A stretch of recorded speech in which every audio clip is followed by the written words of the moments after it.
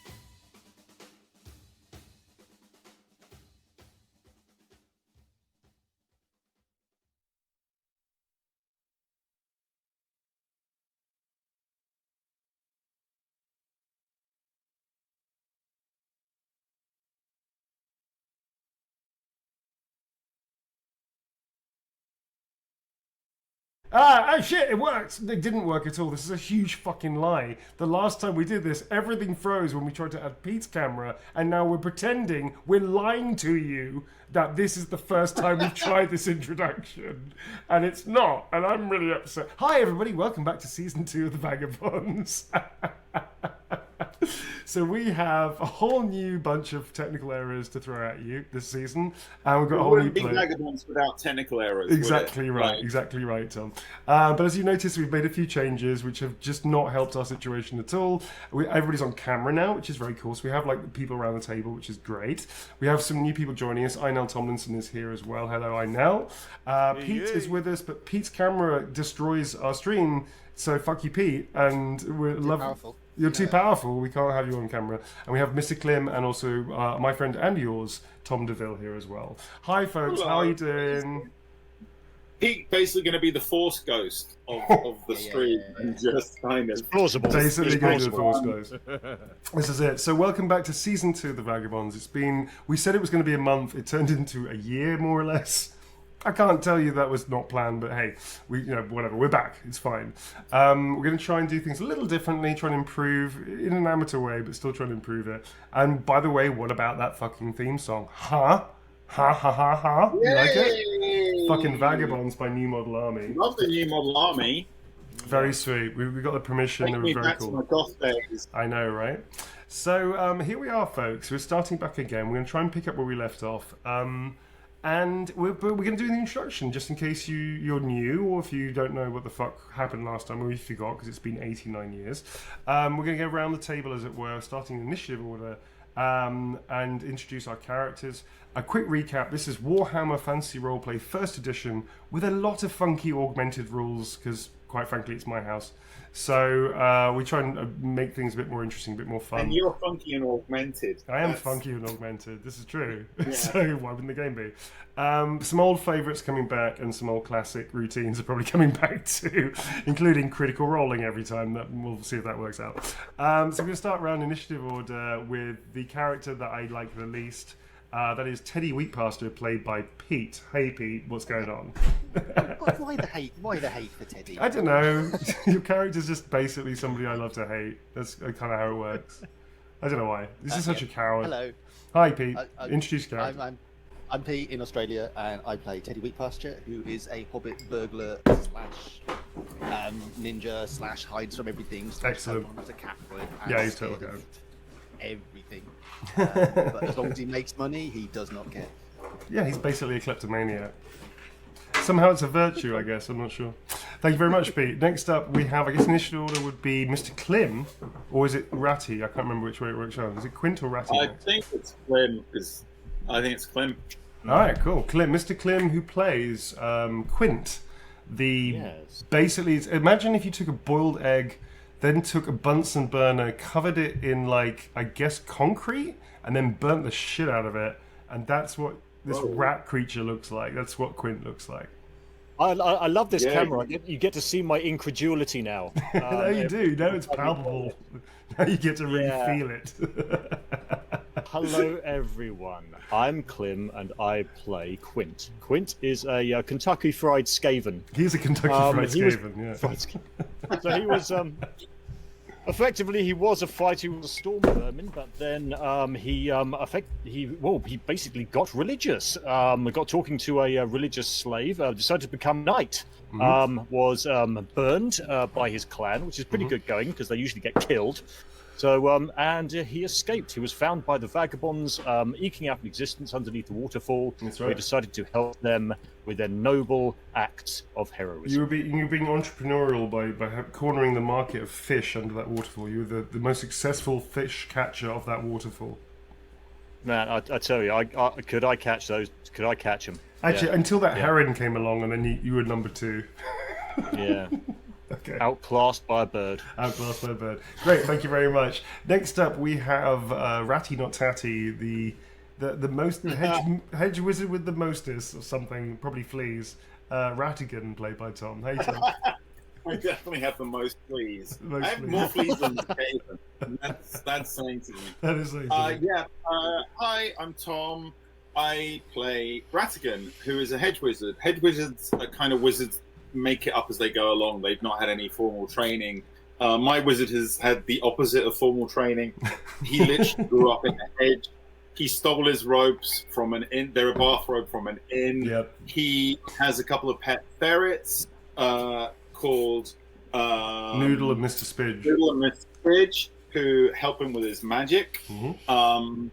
And he sort of recently has learned that he is kind of a disciple or an avatar of Tal, who is like the god of nature, because he has the symbol for Tal as a birthmark on his butt. On both butt cheeks. We found out the mystery was both butt cheeks last time. Both butt cheeks, not just one. So yeah, he if he'd had it on just one, he'd been a little bit powerful. Because he's got it on two, he's extra powerful. That's right.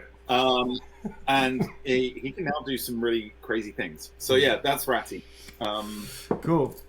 Thank you. Last. And then we also have. Are we going to explain the characters who are here but not here? Like. I am, yep. So we've got a few NPCs that come with us, which we'll explain later as we get into it. There's one final Vagabond who is not going to be playing today. It's usually played by Blue Owl's Medic.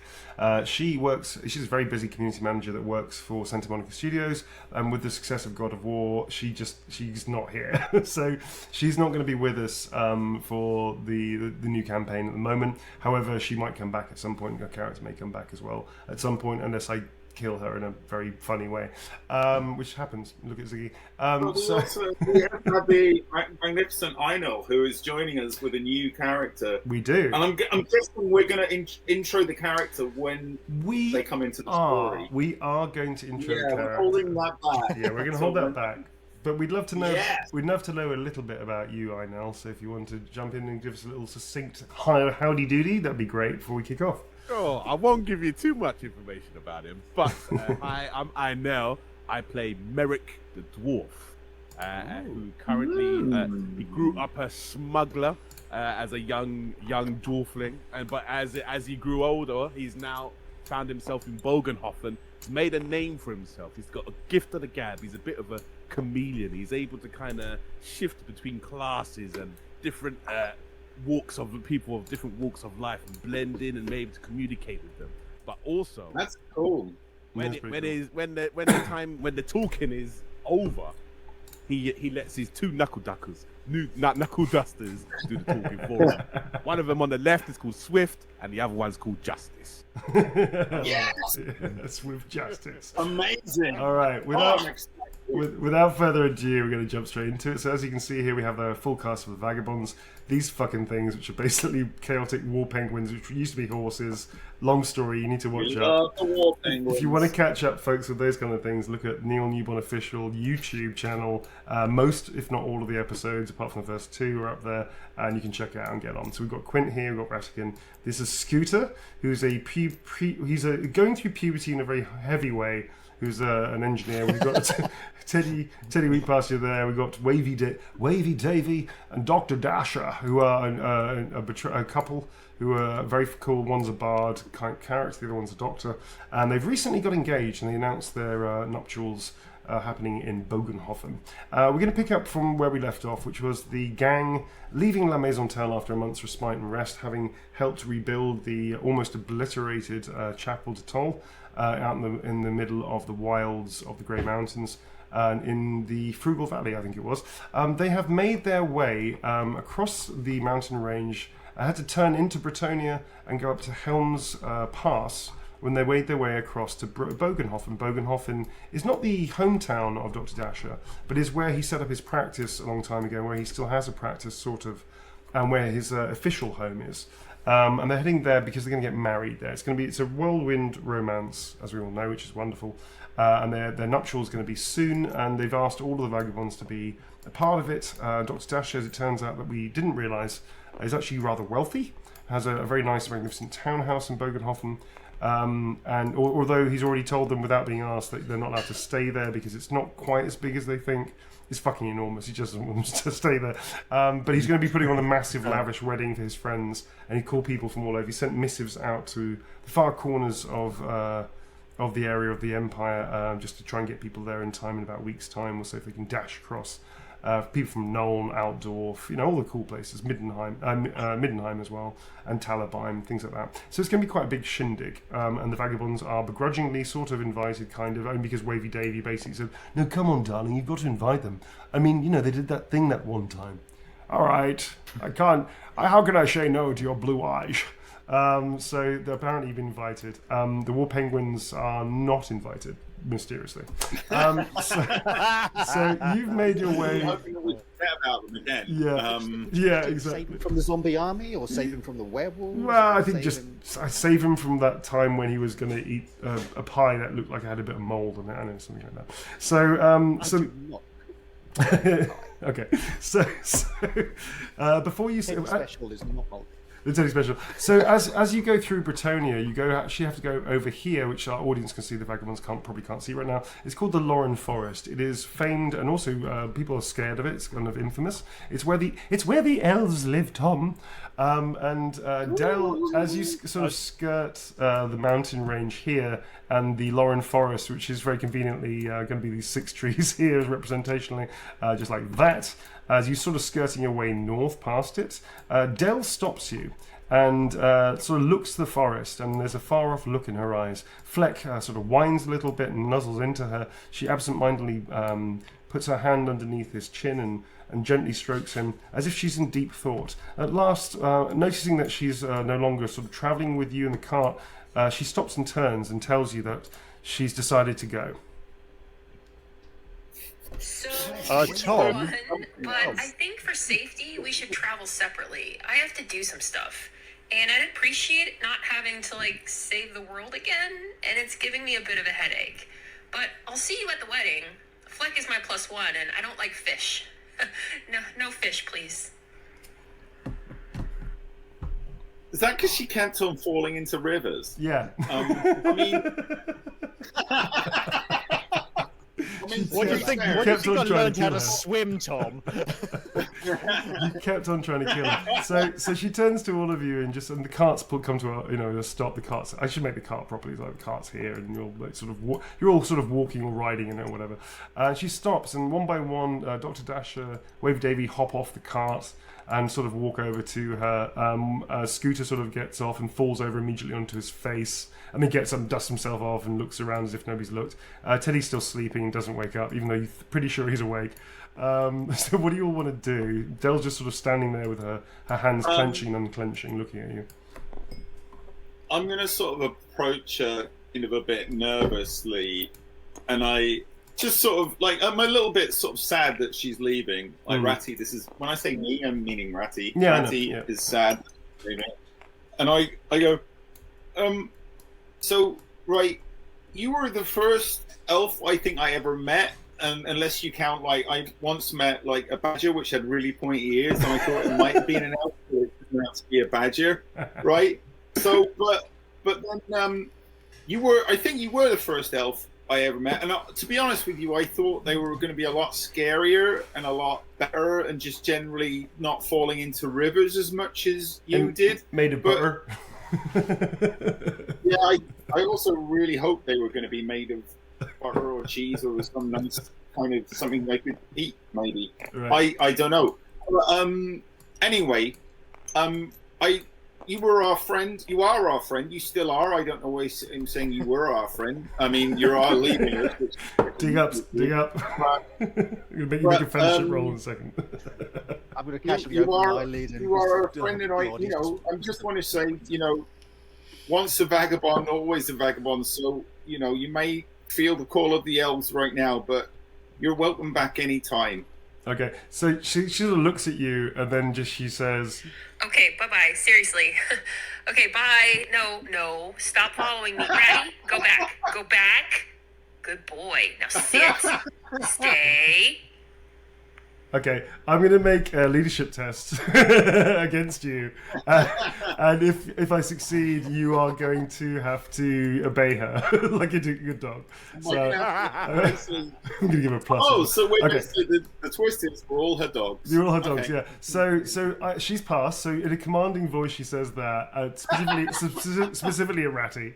So Ratty, you sort of find yourself like running around in circles, and then just stepping back a few paces, and then just crouching down around and then looking at everybody. Everybody's just stopping to look at you like, what are you doing, man?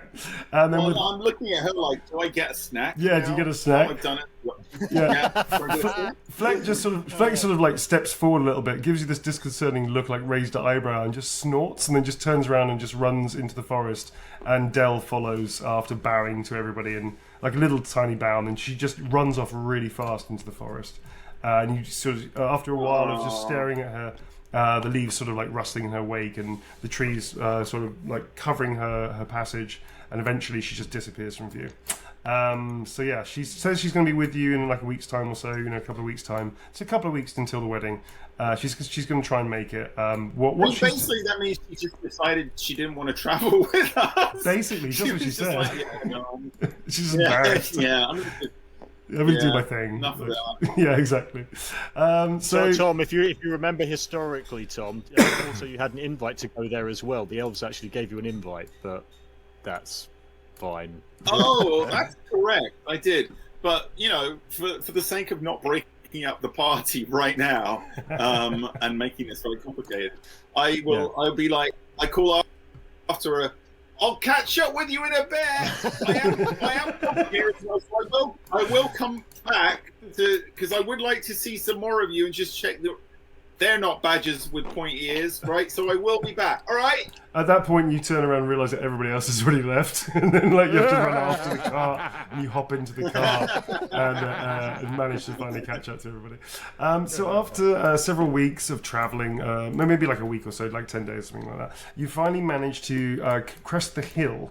Having come down from the mountains into the Empire from Helm's Pass, and you see before you on the horizon a built-up city, a city sort of standing in the middle of nowhere. It stands on the crest of the river Bogen, which goes towards the mountains, flows out of the mountains into the Empire, sort of North Empire, not quite as far north as Marienburg, but reasonably far north enough that the winters are quite chilly, the summers are quite reasonably cool and warm despite the altitude of the place, but it's an unusual place. It's an unusual city. You don't know Bogenhofen, and actually Dr. Dash is not from there, but you definitely have heard that it's an unusual, funny place, and they have funny accents and funny customs and stuff, but they're genuinely considered to be a friendly bunch.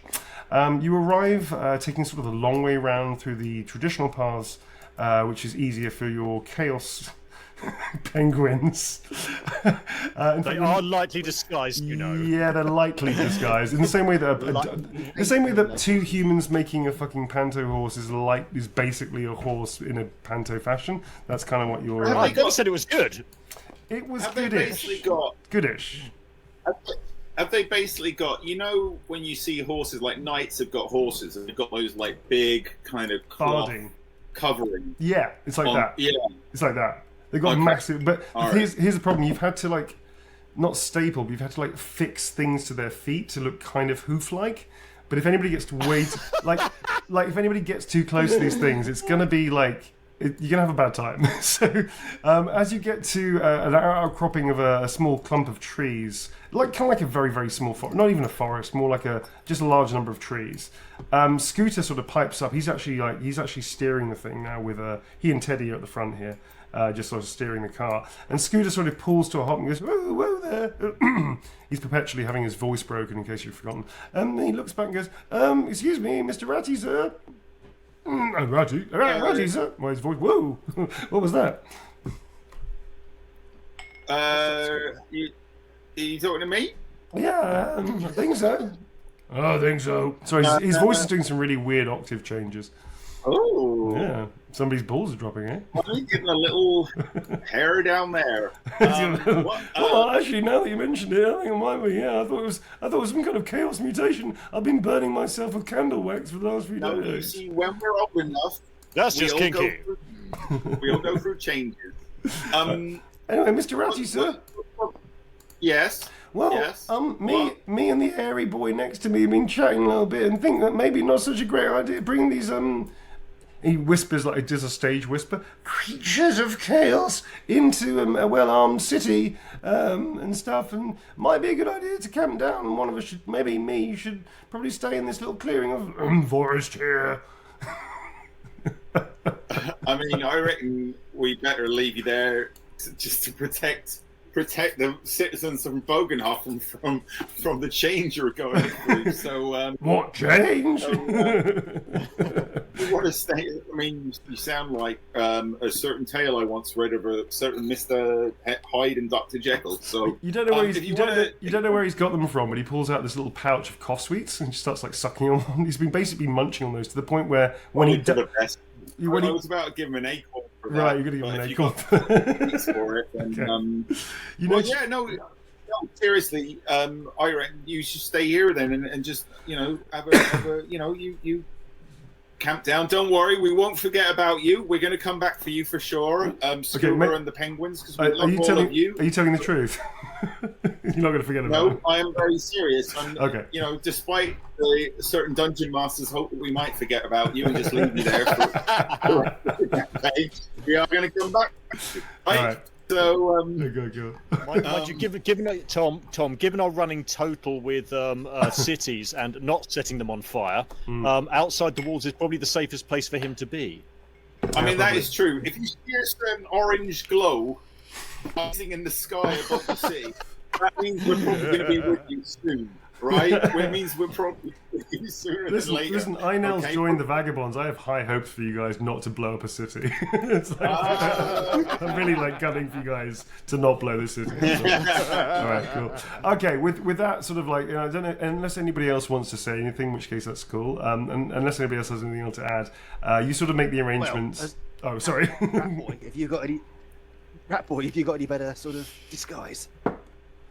I do have a cloak, Master Halfling. I have that, but I do appear to have gained some webbing. Wavy Davy leans over and goes, he's trying to imply that you're really fucking ugly. And then nods like, you're welcome, and then sits back down. Thank you, Master Bard. It had not missed my attention, thank you. And Wavy Davy turns to Dr. Deck and goes, he really is, he's really disgusting. Dasher goes, yes. I is a very nice looking squirrel. Has he got a mask? You got maybe a little mask. I mean, a lot of people back. I don't know why I'm saying that. A lot of people, right? If you got the pox or you got horrible disfigurations or whatever, you put a mask on, right? Sorry, I was supposed to being you there. Sorry about that.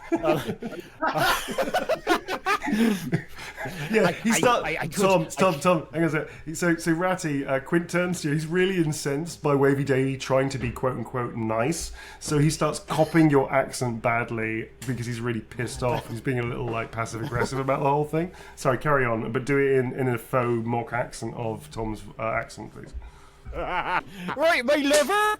I think I could find a mask indeed.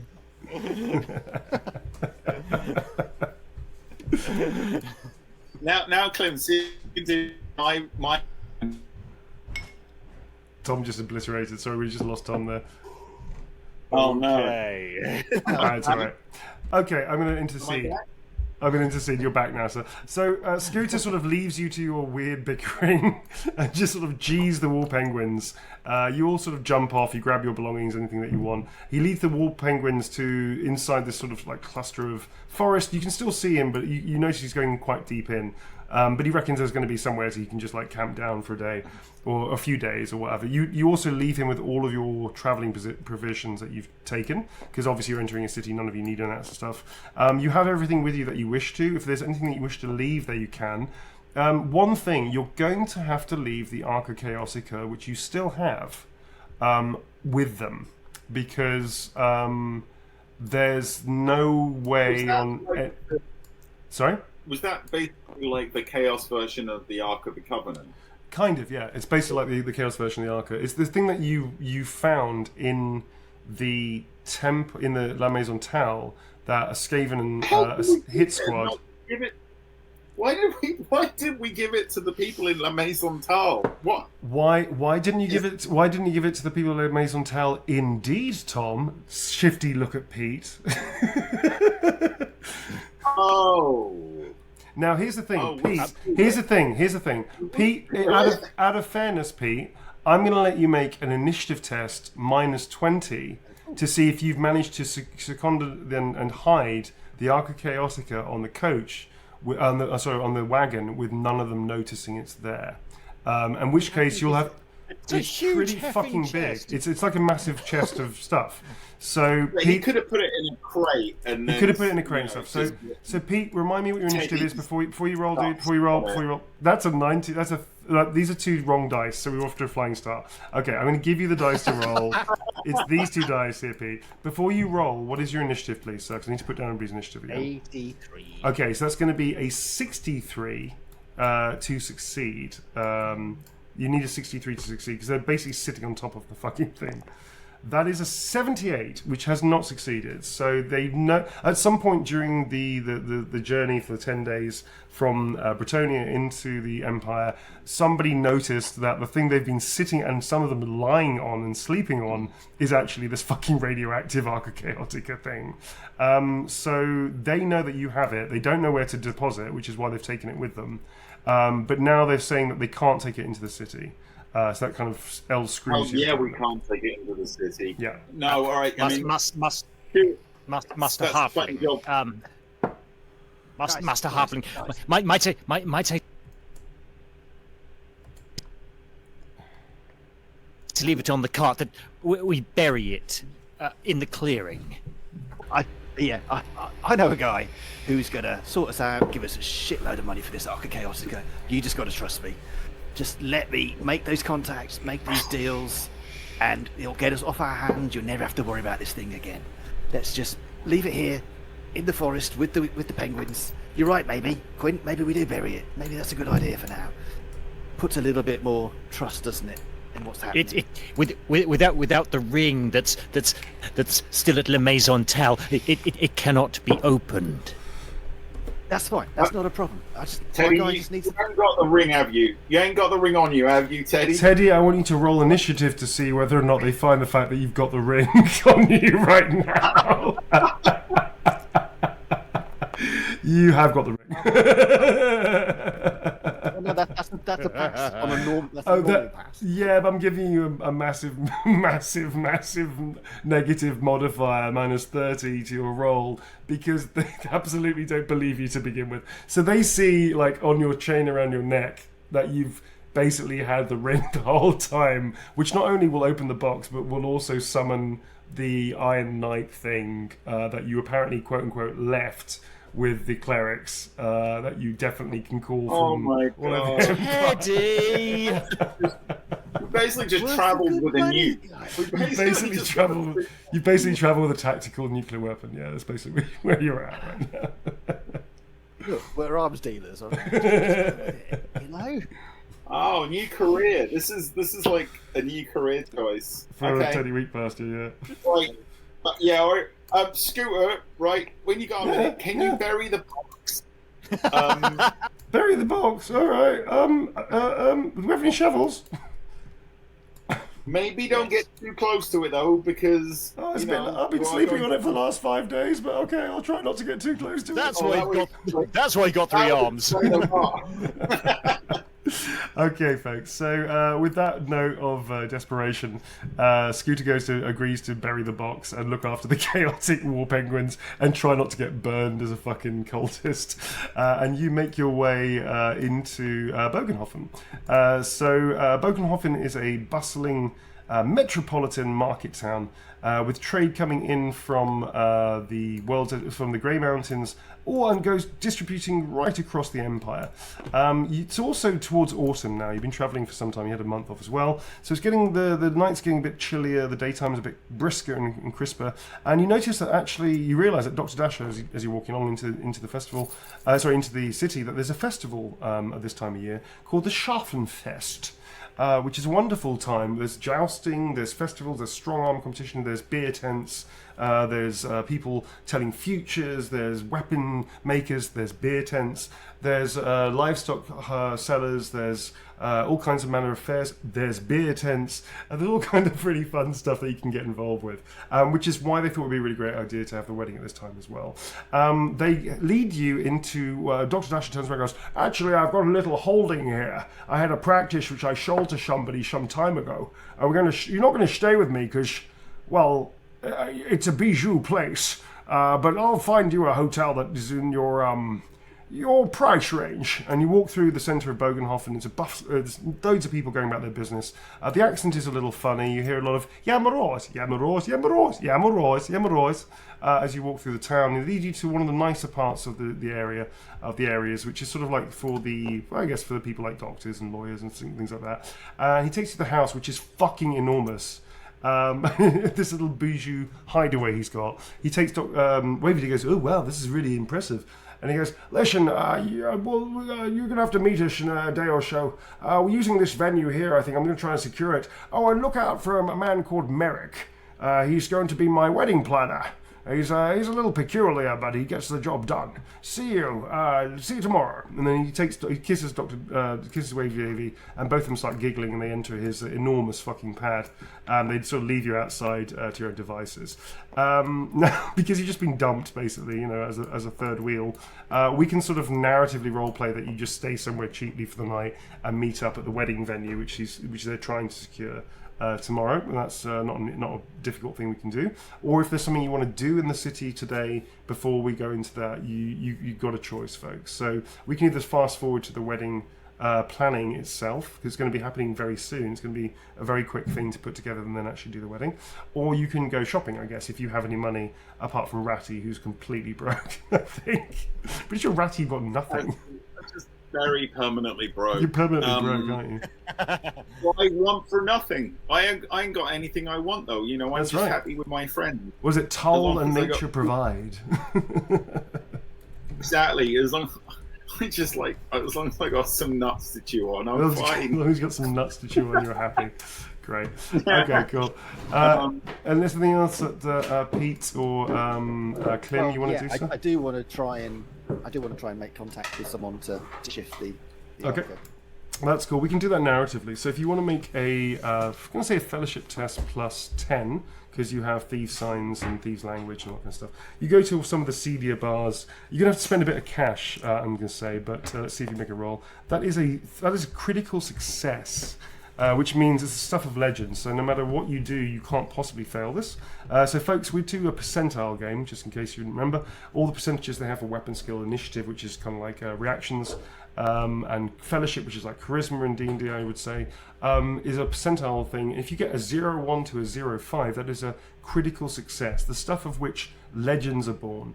The idea is that you have a number in your fellowship, you have to get that number or under for a success, and if you get over, it's a fail. If you get 96 to 100, no matter what you have as your percentage, you fail in. You don't want to be you anymore. You fail in the worst way. This is like stuff of also infamous legend. Did you hear about the one about the guy who blew up the entire world? That happens to us a lot. That happens to you a lot. That's why you're a vagabond. That's why you're a vagabond. It does. Yeah. So Teddy, if you've been watching the show for a while, you'll know that the bad one happens to us. That definitely the happens. good one doesn't happen that much. Not that often. Statistically, it's unlikely how many times that you roll critical fails, but hey, them's the breaks. It makes for entertaining viewing. So Pete, you usually have to like palm.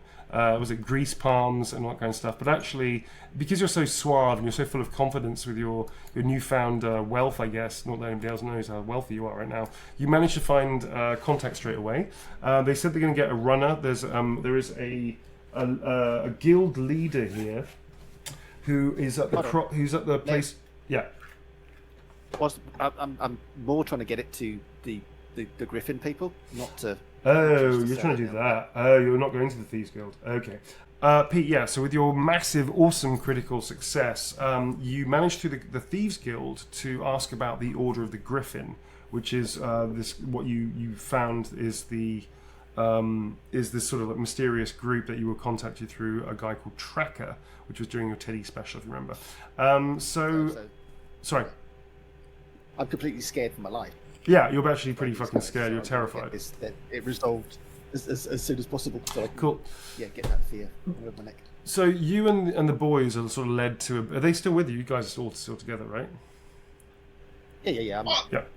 Has he taken us with him to he's taking with you to do his thing? Yeah. This sounds like a really bad idea. Actually, what he said to you, Tom, is like, do you guys fancy to wet your whistle? We've got nothing to do till tomorrow. Like, let's just go into this place. Oh. And then after 5 minutes, he goes, oh, the beer here is really shit. Let's go to this place over there. You go to 5 different pubs before eventually goes, and it's actually, and the pubs get worse and worse and worse and worse until he leads you over to a place called the Den, which is literally across the river that you have to get a ferry to, and you get to the worst shithole pub you've ever seen. And he sits and goes, this place is fantastic, we're going to stay here. And he buys you a shitty round of what looks like water mixed with beer. And then he says, we just got to stay here, lads. We're here. This is great. This is great. Oh, Witherspoons. Yeah, it's like My favourite place. it's called Hammerspoons, and it's a real shithole. Cool. Actually, funnily enough, weirdly, the clientele around you. I'm going to completely change my plan now based on what just happened. The clientele around you of this weird mishmash of like of everybody's like down and outs and like people that are on their last legs. Apart from one gentleman in the corner who seems to be having a cracking time of it. He's a guy. He's wearing this purple jacket and purple suit. He's a short dwarf. He's got a very dark skin tone. I think he's bald, except he's got this amazingly beautiful brown moustache. And he's also he looks like he's worth 1,000 gold crowns, carrying a sword cane. Oh, sorry, a cane which has got the hilt of which is like a sword, but it's actually a cane. He's wearing what else is he wearing? He's wearing this like flamboyant red shirt and this very unusual thing that's hanging around his neck. He's got these unusual leather shoes as well. He's quite unlike anybody you've ever seen. He's also wearing some kind of spectacles, except they seem to be reflective, which is very strange. They seem to be sparkly. By the way, those are now going to be magical.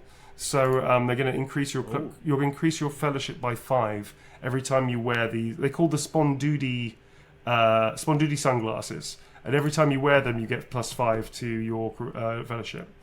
Yeah, that's it. And you can wear them That's an amazing bit of winging it by Neil there. I love it. So this is completely not what I planned. We're just going to go for it anyway.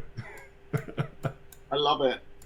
Cool. I think Teddy's going to see him and dollar signs are going to pop out of his eyes. Yeah, Teddy is going to be the person I want to be. I think it's a bad idea to pick his pockets. Really bad idea. So he's actually pretty much absconded by the bar, and he's having a great time. There's a few locals. All of them look pretty burly and pretty nasty characters, to be perfectly honest. I'm just going to get some NPCs here. Let's take these two, I guess. All of them are sort of watching you as you walk in. If anybody wants to make a kind of blending in cool test, if you want, to not be intimidated. Straight away. Yeah. Okay. Yes. You're doing what? I'm Sorry? going to make this test. I think I'm gonna make this test right now. like a sore thumb compared to the rest of us, doesn't he? Yeah. I mean, he could blend in. He looks pretty much like a beggar, so he's fine. So Tom, it's going to be a cool. It's going to be your cool plus, and I'm going to give +10 to Ratty because you look like a beggar anyway.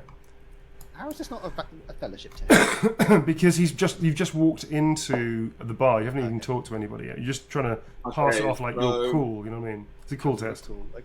What's your cool, please? Is 32. My cool is 32, so I got to get under 42 then if it's +10. Under 42. Sorry. Under 42. Yeah. Right. Rolling. That is a 77. I failed. So basically, what happens is First roll of the new season. Great. Of course, I failed. Can the other two of you please make? Actually, Teddy, you don't need to because you are pretty much a thief, so you're sort of used to these places. But Klim, can Quint make a cool test as well, please, to try and like feel comfortable in this environment? What's going to happen is I'm going to accidentally step on Quint's robes, pulling off them off and into the escape room. I'm joking. If that was a difficult failure, that's what would happen. That's definitely in Can my someone head. roll for me? I'm having some difficulty I will- grabbing hold of the dice. I will roll for you. So what is Give it a your roll. what is your cool, by the way, please?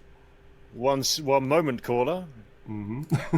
My cool 24. 24. Here we go. Oh, Big dice, big numbers. 91. Oh, nearly a crit failure. So literally what happens is that Teddy walks in, so the doors like fly open. Teddy walks in all like bold as brash, takes in, surveys the room of nether dudes, goes straight up to the bar and starts talking to the bartender and gets some of the information that, oh yeah, we can get you a contact, blah, blah, blah. And then Ratty and Quint, who are still by the door, sort of just standing there.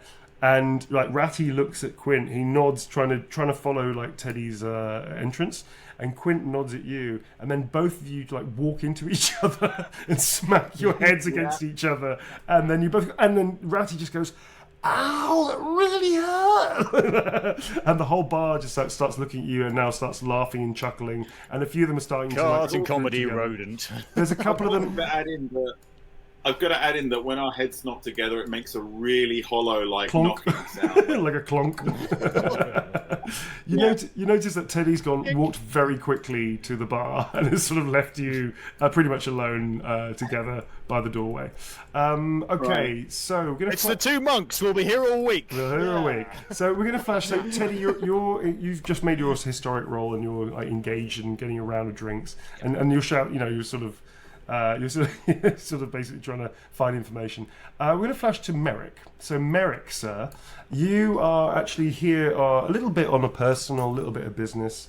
You've got you know that you've been contacted a couple of days ago by an old pal of yours called Dr. Dasher, who's getting hitched, which is funny because the Dr. Dasher you know was a complete tearaway, and the fact that he's actually settling down.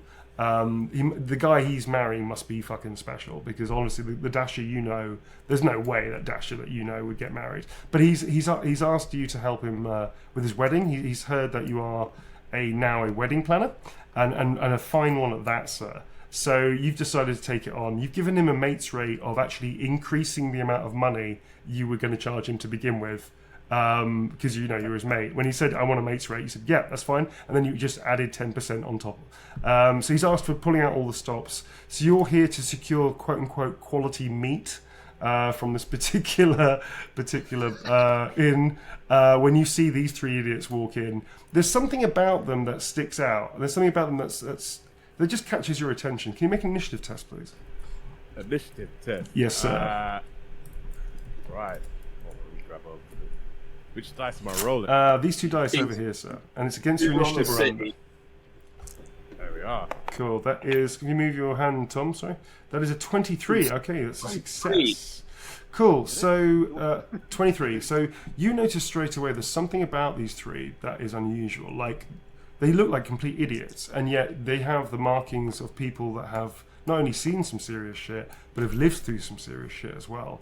You also notice that the small halfling who's clearly making thieves' signs to the bartender, and actually, do you have thieves' signs or thieves' language as a skill?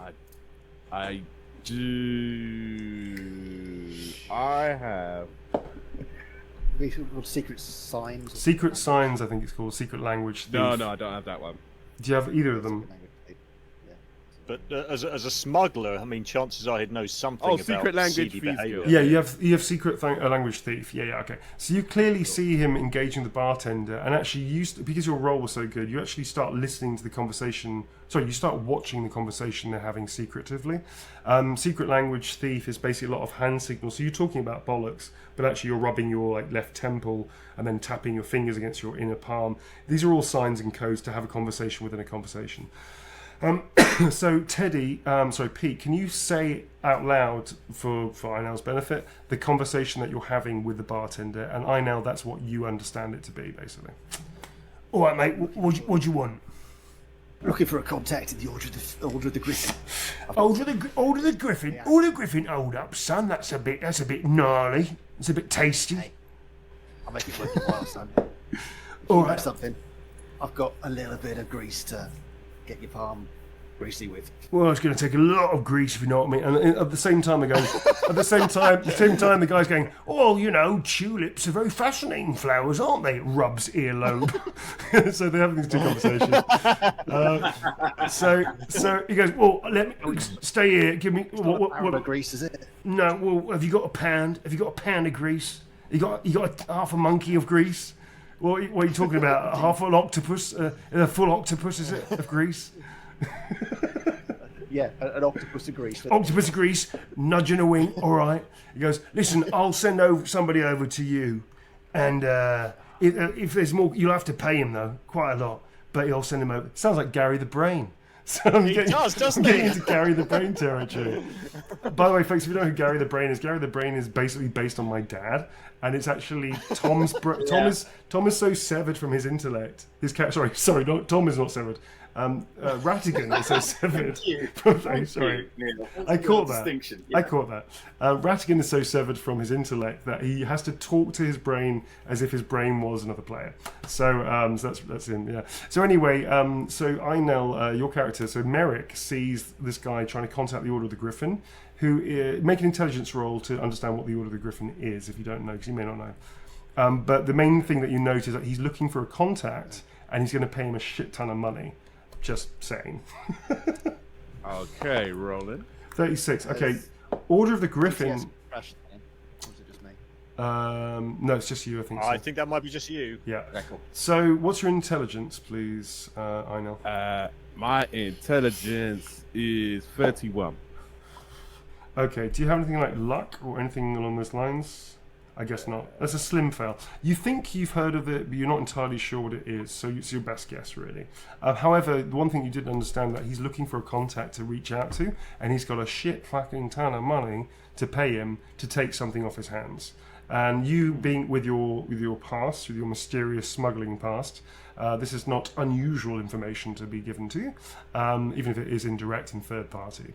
So, what are you all going to do, folks? I'll go take a seat at the table over here then, I think. Mm-hmm. Numbskulls, what are you going to do? Rub my head. Did we get drinks? Or is it just, has Pete gone to get us drinks? Pete's got himself a drink. He just sat down. having like made complete idiots of ourselves coming in, and we're just standing there like pretty much. plums. Yeah, you're still standing there, just Like, watching it, like stand at the dumbfounded, door, slack-jawed and dumbfounded. Yeah. Right, drinks. Drink for me. Drink for my friend. Drink for.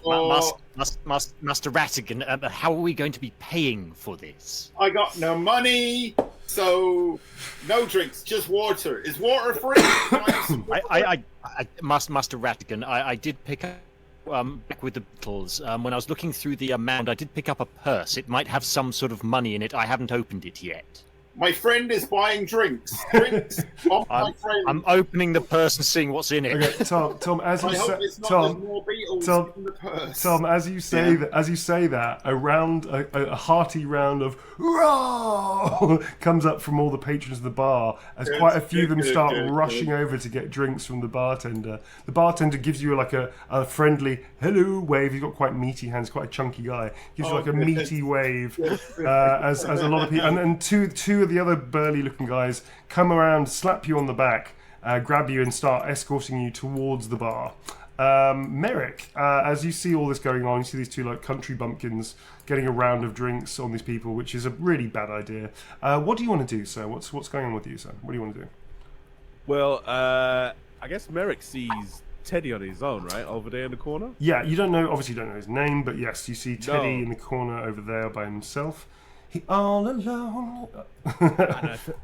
I think Merrick would like to introduce himself to Terry after overhearing a conversation in which he feels as if he can kind of take advantage of. Sure. I like the fact that you called him Terry, not Teddy. I think you should totally always get his name wrong. Like every 5 minutes, change his name. All right, cool. Billy, right, Ray, right, Ethel. Cool. So you sort of saunter. You see these two bumpkins are being frog marched to the bar, where apparently all of their money is about to be spent whether they like it or not, because you know how this place goes. You said Rattigan. You didn't mention me. No, I said both of you. You're both being frog marched, and you're being rat marched over to the bar with. You reached for the purse, Klim. So this is Neil here. It's gonna have sod all in it, isn't it? I mean, not necessarily. Not necessarily. Okay, so you guys being frog marched or rat marched over to the bar, and now you're surrounded by all these like heavy guys who just like getting you to pay for drinks and stuff like that. I will come to you in a second. All right, so Merrick, you saunter over. Teddy, you see this very dapper looking dwarf. Who's walking towards you with these amazing glasses on his head. He looks like he looks money. He's so money. He doesn't know he's so money. You don't even know what to do. He just looks like a gold. He looks like a gold crown, but in human form. And he's sort of like sauntering towards you with a little kind of like, hey, how you doing kind of thing, little vibe going on. He's staring straight at you as he walks towards you. There's no way you work for Tracker. Come on, you're way too obvious. Well, I was just overhearing your conversation over there at the bar. Hey, you got some greasy hands. I've got something for that. Oh. Moisturizer. But I did. So Teddy pauses, gets out his thieves' cant book, and starts flipping through what moisturizer means in secret language. moisturizer. Oh yeah, okay. I'm hip. I'm with it. I know what you're talking about. What's he talking about? I don't know. But listen, I know this place. I've been living in Bogenhofen for a long time, and so if you need to find someone, then you're gonna need a guide or a fixer to help you do that, and I'm that person. Hey, so you know Tracker and the Order? Do you know of him? I know everybody in this city. Make a fellowship test plus 10 because you're actually. This is a pretty good conversation, I know. So plus 10 to your fellowship, and if there's anything else that you can do, seduction, blather, whatever you want else to do. I'm absolutely swooning to his buttery smoothness. You are. You're literally. I'm going to use my charm. It's so good. It's like an advert for I can't believe it's not I know. It's just it's so good, so buttery. I'm going to use my charm. You use your charm. Okay, so you've got plus 5. You've got another plus 10. So it's plus 15 to your fellowship to try and charm the pants off this guy. Yeah. There we go. Ooh, that's an 80. Okay, so you are suave, you are charming, but there's something about you're trying to sort of piece together what he wants and what he's after without knowing any information. So Teddy, you start getting wind after the conversation. He starts like Tracker, yeah, Tracker. You realise that he may not be telling the truth. So you're saying you do know who these guys are and how I can get hold of them? Because what I've got is something they're desperate for, and they're going to pay me a lot of money. You see, the thing is about Bogenhofen that you might not know, seeing as you three are new to this town. Three? Is, don't count me with those two idiots. Okay. Oh, so you don't know them, do you? Well, I do. It's a long story. Well then, let's just say they... you don't want to be rolling around town causing a commotion as you two did on your entrance. So you're going to need someone like me to help you blend in if you want to stay safe around here. Oh, I'm pretty good at blending, but those two... I know. So sorry to interrupt. So Merrick, it's pretty obvious that this guy does not understand the shakedown when he sees one. Just gonna quickly jump to the bar for the other shake and bake activities that are going on. So Quint, there is 20 glasses of beer have been poured and are being distributed throughout the tavern to these various half-dozen people that are standing around you. The bartender goes, and so, gentlemen, very generous of you, how would you like to settle your bill? Yeah. Right, Rattigan is loving it. Rattigan, like, at the moment, I'm beaming because I just feel like I've saved us from looking like idiots, right? I'm really, really proud of it. I'm really happy. And then I'm like, are you drinking your beer as well? I'm sure he's gonna be able to cover this. No worries. I'm sure it won't be a problem. Am I the only small furry bastard who realises you're about to die here? Yeah. So Tom, is Rattigan also drinking? He's also having a drink. Oh yeah. Like whatever gets put in front of me, and immediately like I'm not going to turn around and give like a big cheeky like like with a big sort of foamy bit around my beard, like like. Yeah, very And happy. Clem rolls up a new character. Yeah, nice. Okay, so everybody, so Tom's Ratigan's having a whale of a time, and then obviously Quint, you have different feelings towards that. The bartenders now ask you to fess up and pay, if you please. And he puts his hand out, his very meaty hand out, and you see on his belt he's got like what looks like a billy club. And it's just like hanging down off his belt, like one of those, basically just a big club. And he's just sort of looking at you, and his hands. He's got this really cheesy grin, and you notice that most of his teeth are missing, his nose is broken, his jaw's been smashed to fuck, and he's still quite a happy person. So yeah, he's also pretty big. So his hand is just like splayed out in front of you. Right, okay, let's open this purse and see if I can get lucky. Let's see if you're going to get lucky indeed. So I'm going to roll something, and you can talk amongst yourselves. Yeah. So where are my dice now? Where are the really bad dice? I've got to change my colour. So there we go. Okay. Whilst he's finding his dice, I'm going to be looking through with my character sheet, see if I have any skills to get me out of certain death. Okay. That's not good at all. That's not good at all. That's pretty fucking bad, actually. The audience at home can see what I'm saying, but that's pretty awful. Okay, so Quint, so you sort of this. Yeah. You think what this big money bag that he's been holding on but haven't dared look in because he's just been too busy, I guess, and absent-minded. Yep. It clinks around as if like there's lots of like tasty gold coins or some kind of coinage in there, and it feels really heavy. So you're pretty like confident. So you whack it on top of the bar, and you sort of go, and you sort of say, "So can you? Will this suffice?" No, I'm not going to say anything. I'm just going to slap it on the bar. Fair I'm enough. not specifically not going to make sure that I'm understandable to any of these people. Fair enough. So you just dump it on the bar and you just open it and put your hands either side, with your gloved hands, obviously, like a kind of, will this be enough kind of thing? And the pouch opens up and literally claps either side, and you just see that there's lots of little bones in there. And the bones are actually... Great. And then you can quickly peer into there. Oh, good. And not only are they bones, they're finger bones. And not only are they finger bones, they're clearly human finger bones.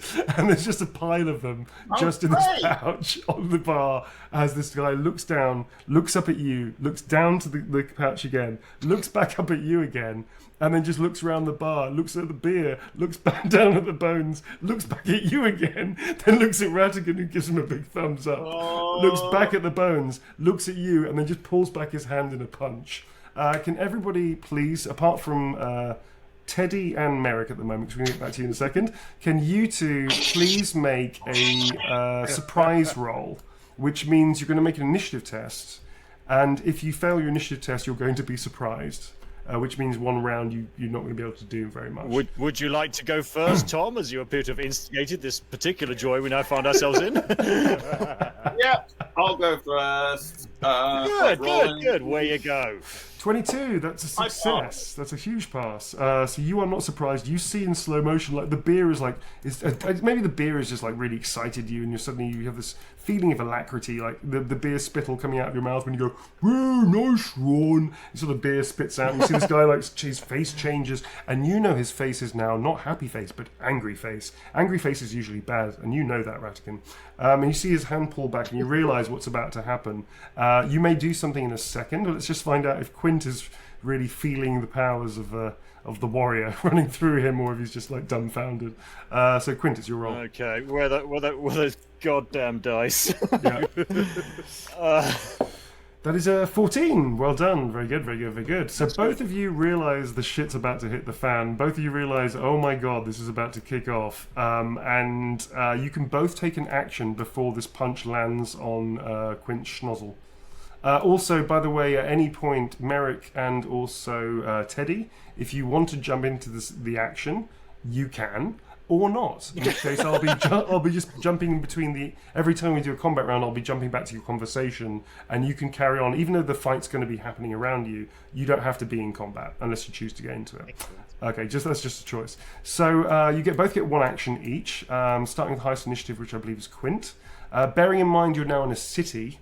Even though this place is affectionately known as the Flea Pit, if you start killing people randomly, it may go against you. I'm just saying, just FYI, you are in a city now. It's not the wilds. What do you want to do? Right, I'm dropping to I'm dropping to the floor and making for the door between people's legs. Is this a flea? Excuse me. Are you fleeing? Yes, this is very much a flea. Okay. This is, So, cool. So the rat is fleeing. The rat is shooting out of the tunnel, the drain pipe. Okay, cool. So make an initiative test. You've got the skill flee and dodge blow. Do you have dodge blow as well? I have dodge blow. Do you have flee as well? I think I've got flee. Okay, I'm just going to give you I'm going to give you a +10 to your initiative roll, as you do have dodge blow, and you're pretty small. Right. Okay. Yeah. Okay. What is my initiative? That is 59. Okay. I'm actually starting noting initiative down here because I keep forgetting to do that. So, Right. actually, before we do that, folks, can you just tell me very quickly your initiative orders? So first up is Teddy, right? Yeah, I've got 83. It's 83. Mine- Who's next? I don't. What's Oh, sorry, you're breaking up there, guys. Who's next in terms of initiative order? Al? I'm 36. I'm 37. 37. One more. All right. What's Clem's? I guess it's Clem. Yeah, Clem, what's your... Mine is. Let's have a look. Initiative is 59. 59. Okay, then it'll be I now, so it'll be Merrick. And what's yours? 37. Yeah, 37. Yeah. Yeah, and then it's really good for a dwarf. And then afterwards will be Tom, which will be Ratty. And what's your initiative? 36, right? Yeah. Okay, cool. That's it. So yes, so Quint, you're going to be, it's 59, 69 is what you need to roll under to not be pummeled into a rat pancake, let's say. Yes, let's see what happens here. Daddy needs not to die today. Daddy needs not to die today. And up go the dice. That is a 93. That is a big failure. Okay, cool. So basically, so what happens is you sort of like you turn around, you try and dart off, and this dude just closes his legs because he's trying to like jump through them, and you bounce off into the bar. And then you bounce into another guy, and then you bounce into the bar, and then you bounce into another guy, and then you just come to a stop. And now you're surrounded by three guys. Lovely. Rat pinball, yeah, basically. Rat pinball. It's the new thing that's sweeping the empire. Rat pinball. And these three guys Not much longer if this keeps up. these three guys are just staring at you now in silence, and one of them just does this. He goes, just does this like mini chuckle and just stares at you. Okay, Ratty, it's now your action. Right, so I've noticed that things are going south, right? I've taken like imagine like slow motion. I've seen the expression of the bartender's face go bad. I've seen the finger bones that fall on the table. I can feel the beer still foaming in my beard. I've seen all the expressions also of all the people around us changing. I've seen Quint try and scurry away and immediately slam into the legs of a big dude. At that point, I mutter very surreptitiously to Mr. Spidge, the ferret I have that helps me with ingredients. Yeah. I mutter chicken feather, right? And it runs. Mr. Spidge scurries through my wizard robes to the place where I keep all my ingredients, grabs a chicken feather, brings it down my sleeve into my left hand, at which point I immediately slam that palm against the counter and yell, "Oh, I'm out of it, you bastards!" And causes a massive kinetic reaction, which basically... Like the fucking Matrix. turns me into a human cannibal that basically ricochets straight off the bar and then backwards back through the crowd.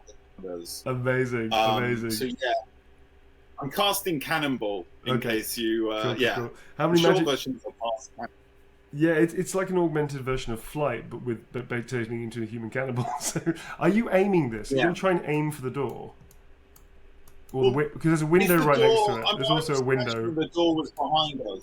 Is the door basically? I'm trying to rebound off the bar in a way that basically propels me directly through the people behind us and towards the door. So I've made a yeah. sort of angle of where you're sort of facing this orientation, so it's not quite dead behind you, because you're sort of like chatting to everybody and drinking a beer. So you're sort of at a slight angle from the door. So I'm going to say that you're going to have to aim yourself a little bit. Is this like a ballistic skill? No, because that's a really bullshit thing to do to you. I'm going to say you're going to have to roll a 1d6. It's a 45-degree angle, more or less. So 1 to 2 is going to be sort of over here. 3 to, let's say, be fair, let's say 3 to 5. Let's say 1 is over here, 2 to 5 is here, and 6 is here. So you're more likely to get it right than not. But if you get a 1 or a 6, you're going to go this direction or this direction as a cannonball, because you're just going to get it completely. You're going to get completely turned around because you've been like necking these beers pretty quickly. We're out the way down here. Yeah. So roll a 1d6 for me. I can't get his, right? It's fine. So roll a 1d6 for me, mate. Here you go. Here's a d6. Can you provide us d6? There's a d6. I've warmed it for you in my pocket. I'm rolling. Hang on, I'm just selecting it. That's a select, not a roll. Yep. All right, rolling now. That's a 2. Okay, cool. Okay, so it works. You go, I'm out of here, you bastards! And you just go, you curl up into a fetal position, slam yourself against the bar, and immediately ricochet backwards. Please roll 2d6 to see how far you travel. If you get anything over an 8, you're basically out of the bar and through the things and off into the air. That's what I'm hoping for. I'll be honest with you. Yeah. I just want to make it. We like come in, made embarrassment of ourselves, bought beer for everyone, and then I'm just ricocheted out of it. Right, all right, I'm gonna roll this one. That's a 4. That's a great. That's a 10. Yeah, basically you just literally go pow, and you just like go pew. You slam. In fact, you slam into some poor idiot who's trying to get into the door. You send him completely falling, like pinwheeling backwards. As you ricochet out the building, you hit another building that's adjacent, and then you just bounce off into the air, and you start sort of going this parabolic arc towards the river.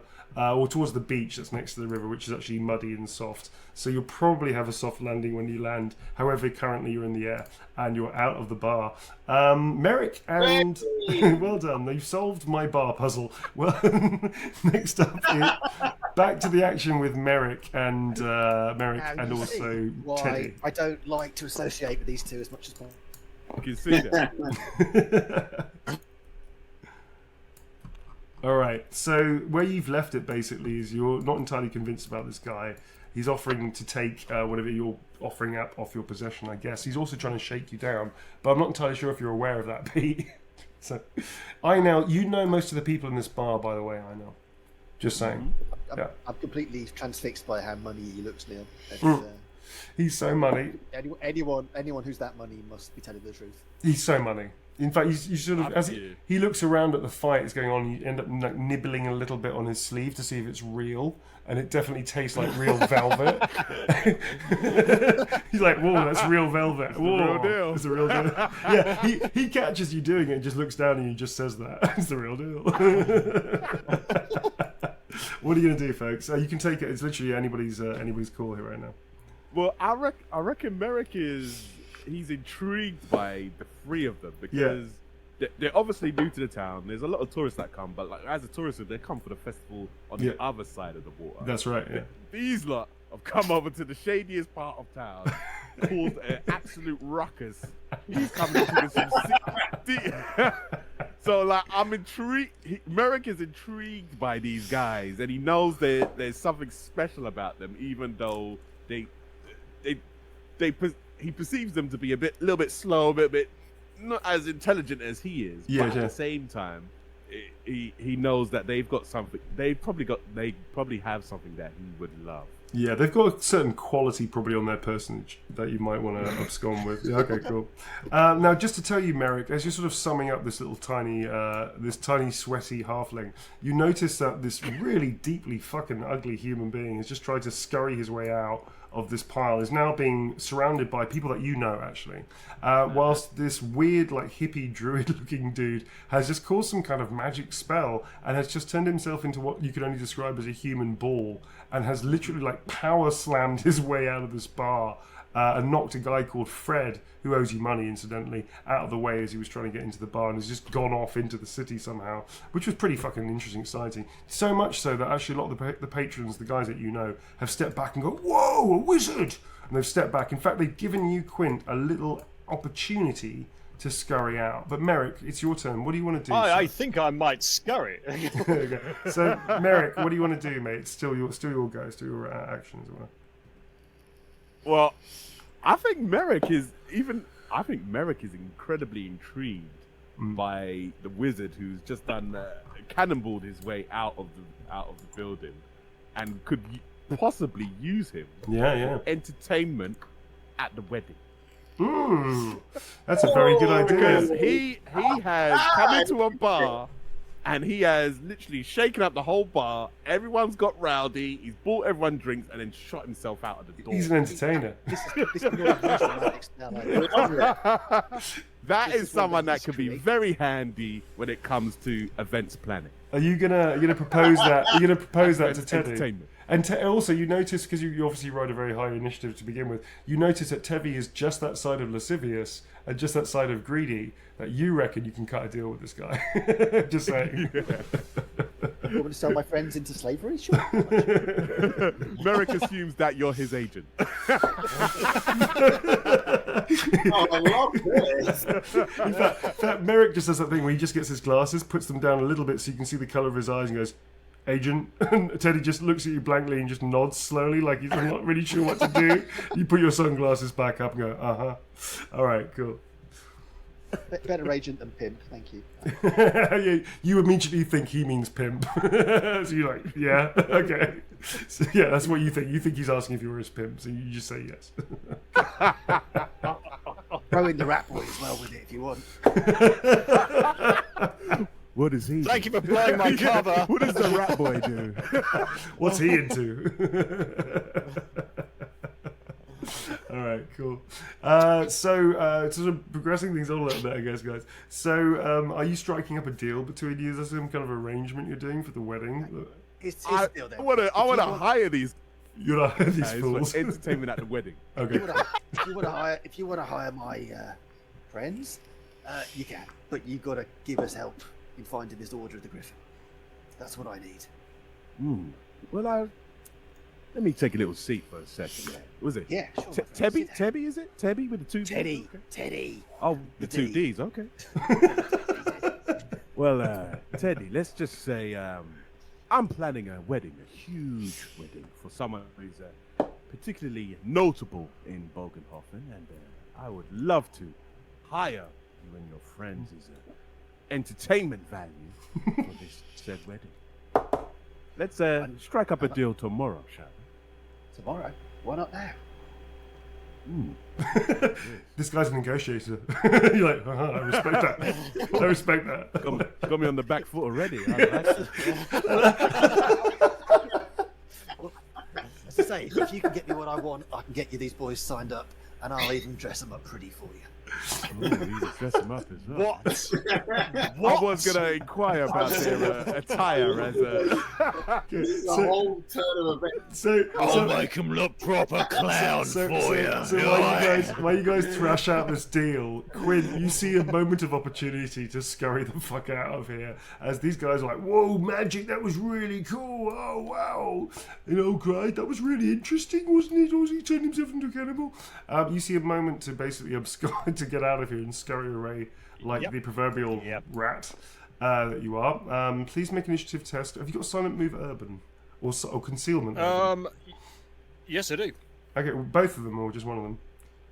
I have, let's have a look here, concealment rural, concealment urban, and silent move urban. Great, so I'm going to give you plus 30 to your roll, because they're heavily distracted and you're pretty slender and pretty slim.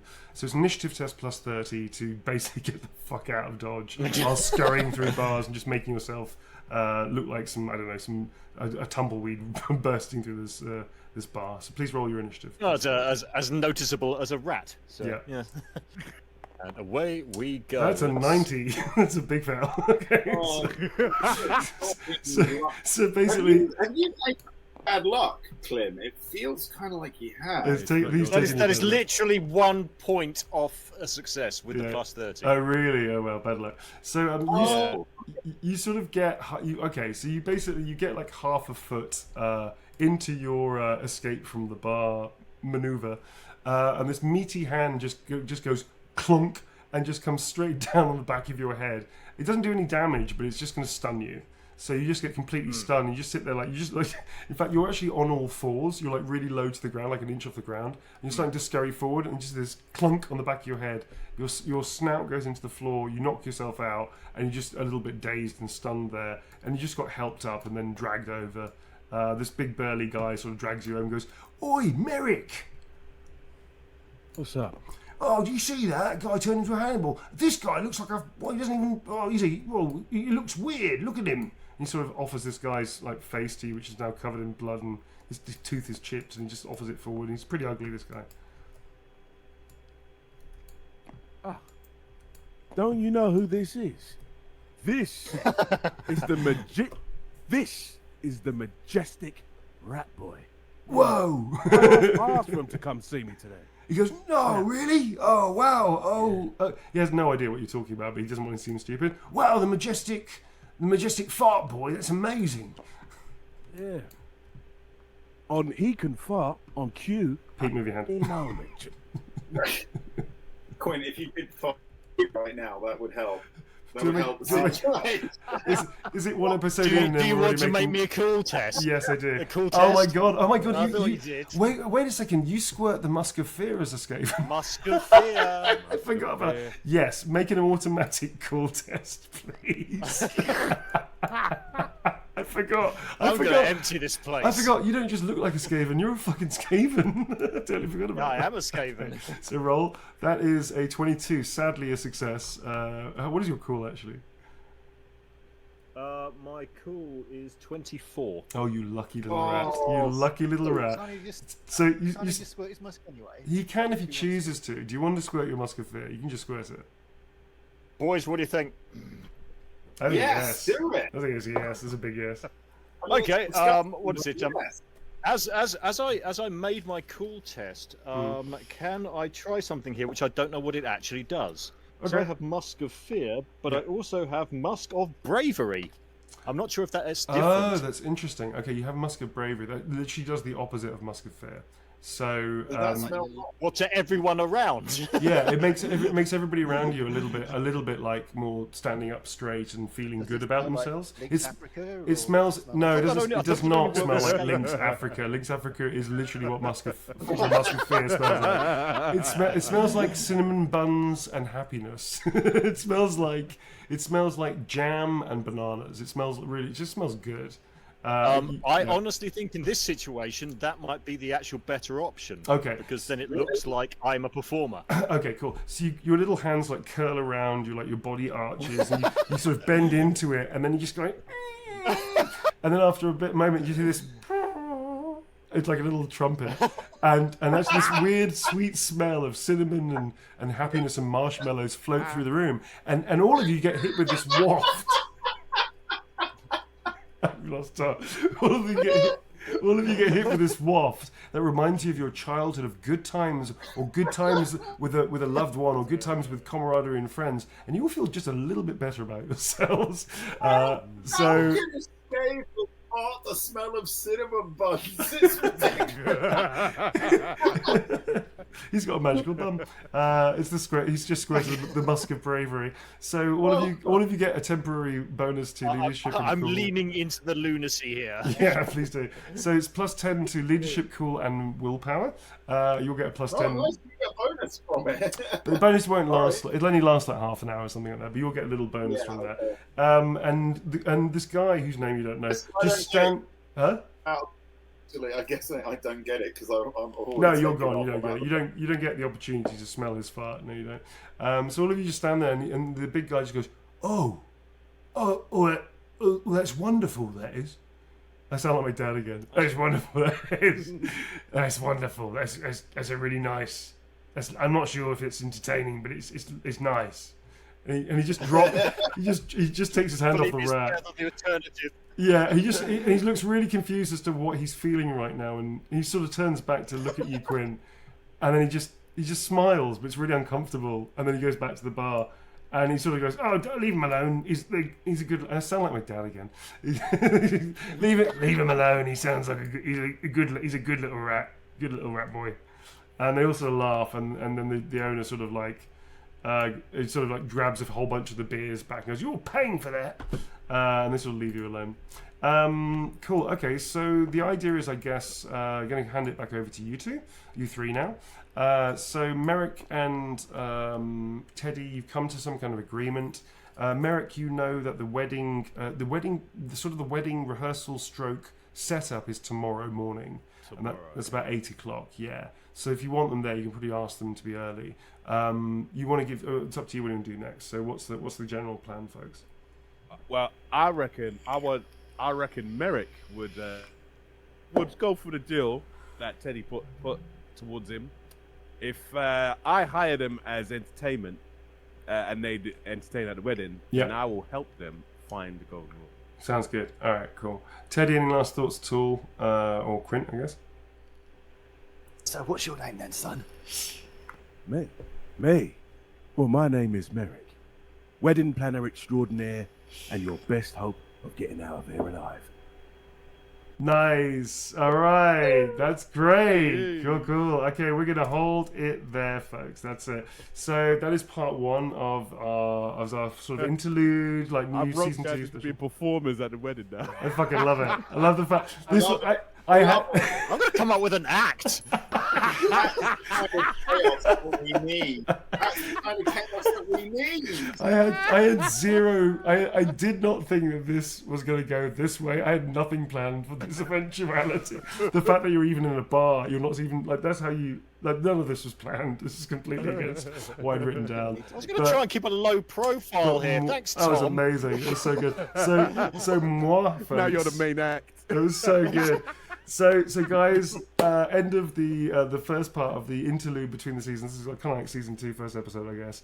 That was amazing. I'm loving the new start. I'm loving the new Vagabonds. Thank you all so much for bringing it.